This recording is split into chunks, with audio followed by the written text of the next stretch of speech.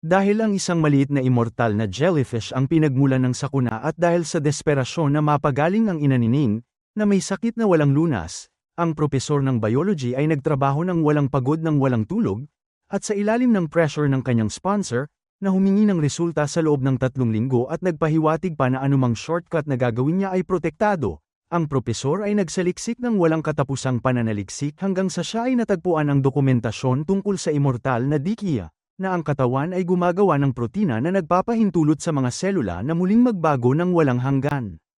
At nakumbinsi siyang ito ang susi, nagpasya siyang magpatuloy ng ilegal at nagsimulang mag-recruit ng mga taong kalahok sa pagsusuri, simula sa babaeng tagalinis ng paaralan, na kanyang hinikayat gamit ang mga maling pangako ng masaganang gantimpala kapalit ng paglihim na nagpapakita na ang mga immortal na jellyfish ay madaling kapitan ng isang partikular na impeksyon ng parasito, na nagbibigay sa host ng pinahusay na pagbabagong buhay, ngunit pati na rin ang matinding agresyon, napagtanto ang tunay na pinagmulan ng pagsiklab ng zombie.